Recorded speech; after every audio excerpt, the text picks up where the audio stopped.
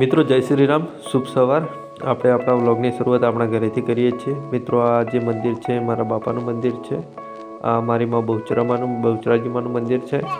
મિત્રો આ દીવો થાય છે મારી માં સિગોતરમાનો દીવો થાય છે અને માતાજીનો ખૂબ હાથ છે અને બધી રીતે સારું ચાલે છે.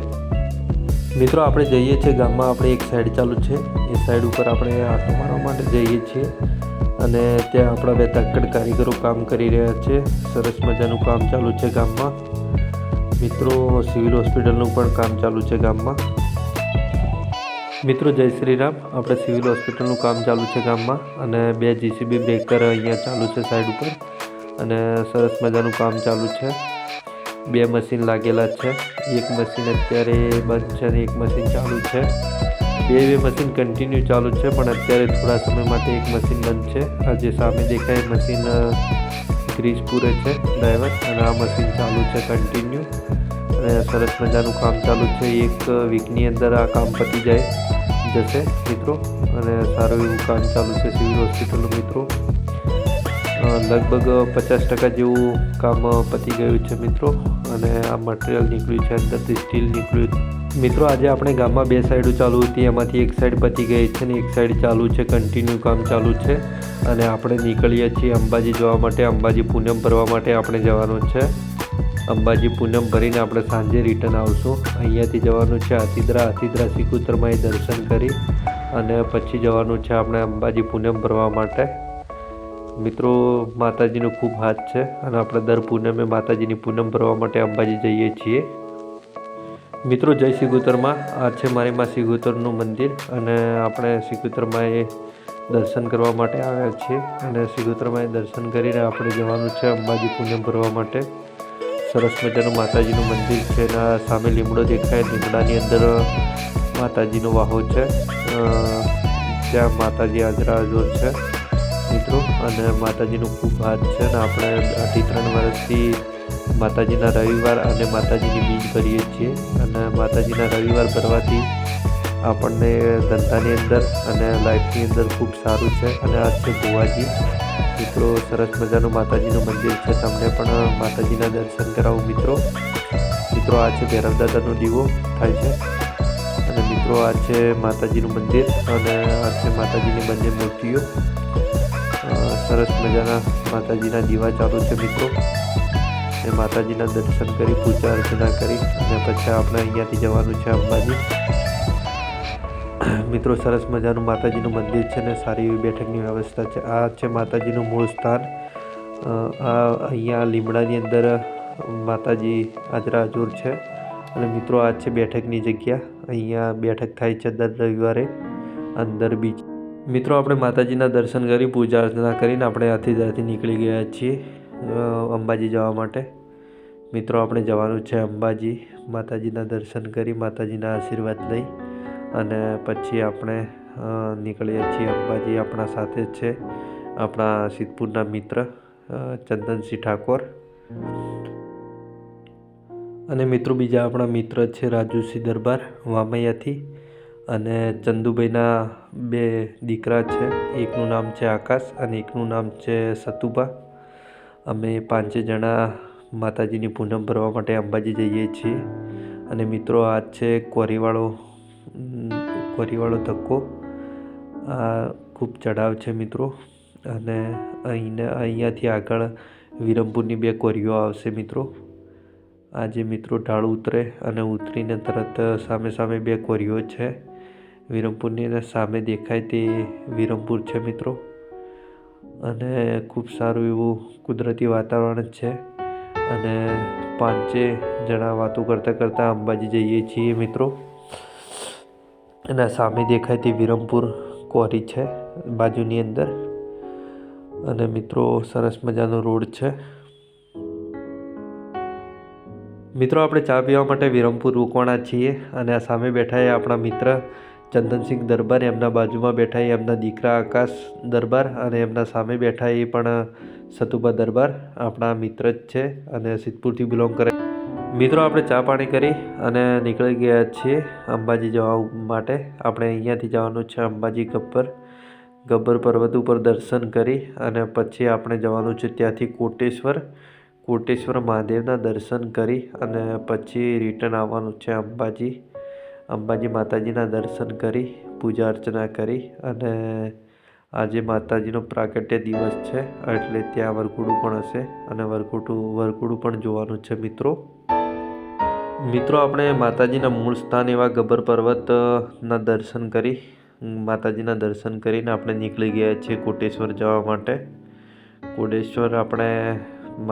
કોટેશ્વર મહાદેવના દર્શન કરી અને પછી આપણે આવવાનું છે રિટર્ન અંબાજી મિત્રો કોટેશ્વરની અંદર સરસ્વતી નદીનું ઉદ્ગમ સ્થાન પણ કોટેશ્વરની અંદર છે મિત્રો એ પણ તમને બતાવું ને સરસ્વતી નદીનું ઉદ્ગમ સ્થાન પણ તમને બતાવું અને માતા સરસ્વતીના પણ તમને દર્શન કરાવું મિત્રો આપણે પહોંચી ગયા છીએ કોટેશ્વર અને દરેક મૂર્તિઓનું નિર્માણ અહીંયા થાય છે સરસ મજાની મૂર્તિઓનું નિર્માણ અહીંયા કારીગરો કરે છે દરેક પ્રકારની મૂર્તિઓ અહીંયા મળી રહે છે કોટેશ્વરની અંદર માતાજીની સરસ મજાની મૂર્તિઓ અહીંયા મળી રહે છે અને કોઈએ મૂર્તિઓની જોઈતી હોય તો અવશ્ય કોટેશ્વરની મુલાકાત લો કોટેશ્વરની અંદર વ્યાજબી ભાવે તમને મૂર્તિઓ મળી રહેશે દરેક પ્રકારની મૂર્તિઓ અહીંયા બને છે અહીંયા નિર્માણ થાય છે અને બજારની અંદર સેલ પણ થાય છે અને સારા એવા રેટની અંદર તમને મૂર્તિઓ મળી રહેશે આ સામે દેખાય એ કોટેશ્વરનો ગેટ છે મિત્રો કોટેશ્વર મહાદેવનો અને અહીંયા સરસ્વતી નદીનું ઉદ્ગમ સ્થાન પણ છે મિત્રો સરસ્વતી નદીનું ઉદ્ગમ સ્થાન બતાવું માતા સરસ્વતીના દર્શન કરાવું અને મહાદેવના પણ દર્શન કરાવું મિત્રો બ્લોગના એન્ડ સુધી જોડાયેલા રહેજો આ છે પ્રવેશ દ્વાર મિત્રો અહીંયા દરેક પ્રકારના નાના મોટી વસ્તુઓ મળી રહે છે અને અહીંયા આવો તો અવશ્ય ખરીદારી કરો જેથી કરીને અહીંના લોકલ લોકોને રોજગાર મળી રહે અને મિત્રો અહીંથી તમે થોડી પણ ખરીદી કરશો તો મૂકના ઘરમાં ખરીદાઈ જશે અને તેને રોજગાર મળી રહેશે મિત્રો આ છે વૈભવી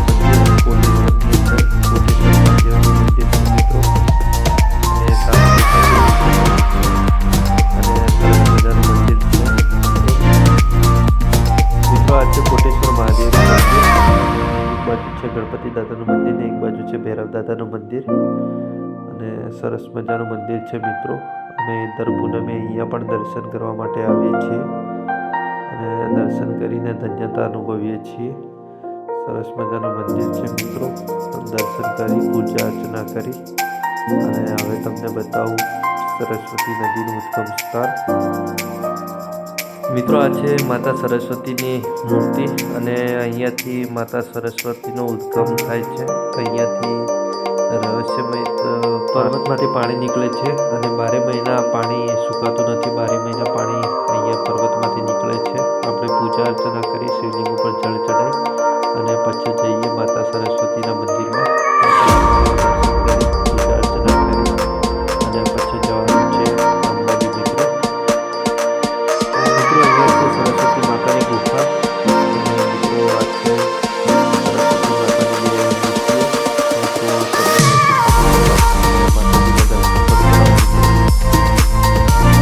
મિત્રો ગુફાની અંદર પણ એક ગુફા છે મિત્રો ગુફાની અંદર છે માતા સરસ્વતીનું મંદિર અને માતા સરસ્વતીની પૂજા અર્ચના કરી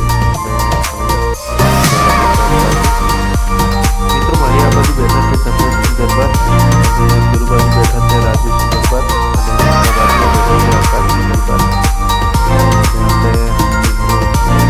કરીને હવે નીકળીએ છીએ અંબાજી જવા સરસ મજાનો પહાડી ઇલાકો છે અને સરસ મજાનો નજારો છે મિત્રો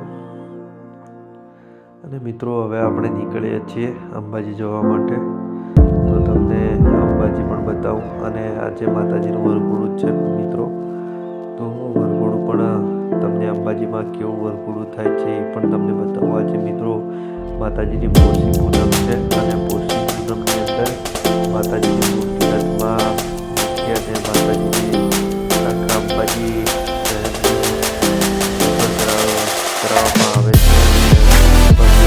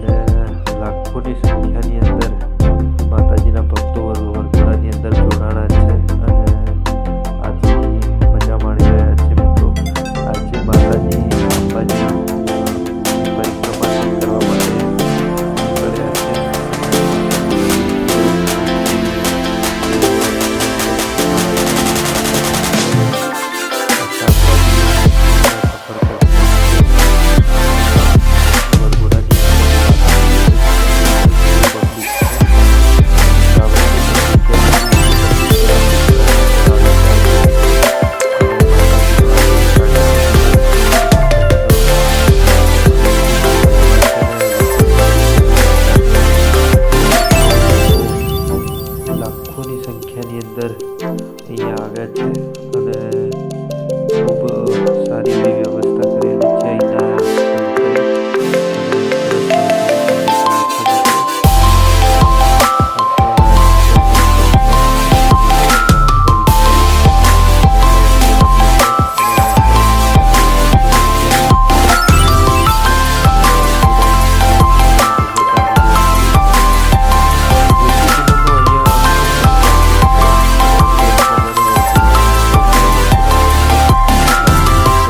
મારા ભક્તો જોડાય છે અને મિત્રો આ માળવડીની અંદર મારી સવારી છે.